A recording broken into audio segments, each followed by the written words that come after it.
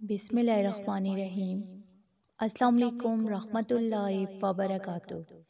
محرم کے وقت جو یہ کلمات پڑھے گا اس کے گھر میں دولت ایسے آئے گی جیسے آبشار سے پانی، انشاءاللہ۔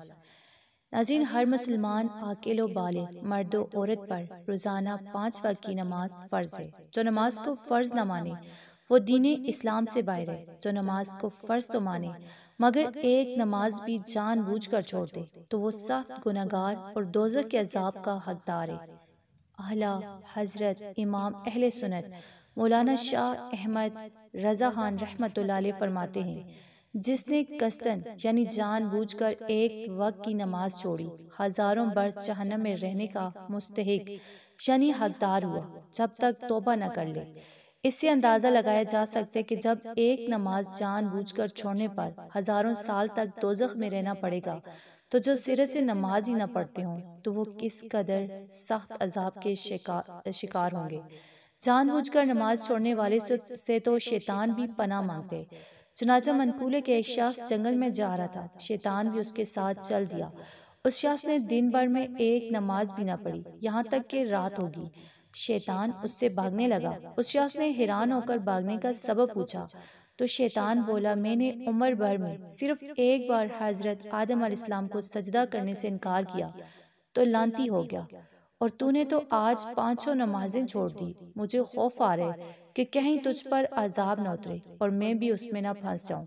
تو اللہ پاک ہمیں پابندی کے ساتھ 500 نمازیں ادا کرنے کی توفیق عطا فرمائے، آمین یا رب العالمین۔ ناظرین، ہر عمارت کا ایک ستون اور پایہ ہوتا ہے جس پر پوری عمارت کا دار و مدار ہوتا ہے۔ اگر کبھی اس ستون پر کوئی آفت آ جائے تو پوری عمارت جو ہے زمین بوس ہو جاتی ہے۔ اسی طرح سے نماز ایک دیندار انسان کے دین و عقائد کے لیے ایک ستون کی مانند ہے۔ نماز دین اسلام کے بنیادی ارکان میں سے ہے۔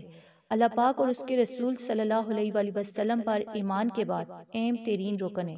حضرت انس رضی اللہ تعالیٰ عنہ سے روایت ہے کہ اللہ پاک کے آخری نبی صلی اللہ علیہ وآلہ وسلم کا فرمان علی شان ہے، جس نے مغرب کی نماز جماعت کے ساتھ ادا کی اس کے لیے مقبول حج و عمرہ کا ثواب لکھا جائے گا، اور وہ ایسا ہے گویا اس نے شب قدر میں قیام کیا۔ تو جو بندہ مغرب کی نماز کے بعد یہ قرآنی کلمات پڑھتا ہے یعنی سورہ شورى کی آیت نمبر 19، اللہ لطیف بعبادہ یرزق من یشاء وہو القوی العزیز کا ورد کرے، یعنی 70 بار اس آیت کو جو پڑھتا ہے مغرب یا فجر کی نماز کے بعد بھی تو اللہ اس کو دولت مند کر دیتا ہے۔ تو اسی طرح مغرب کی نماز کے بعد جو بندہ قرآن کی یہ سورت یعنی سورہ واقعہ پڑھتا ہے جو کہ 27ویں پارے کی مختصر سی سورت ہے تو اللہ اس گھر میں رزق کی بارش کر دیتا ہے۔ بلا ناغہ مغرب کی نماز کے بعد سورہ واقعہ پڑھنے والا مالدار ہو جاتا ہے یعنی امیر کبیر بن جاتا ہے۔ تو مغرب کی نماز کے بعد اس تسبیح کو بھی لازمی پڑھیں اور سورہ واقعہ بھی پڑھیں، انشاءاللہ گھر سے رزق کی تنگی کا، غربت کا نام و نشان ختم ہو جائے گا۔ تو اگر آپ کو ویڈیو اچھی لگی اسے آپ نے لائک کرنا ہے، شیئر کرنا ہے اور چینل کو سبسکرائب کرنا ہے۔ جزاک اللہ۔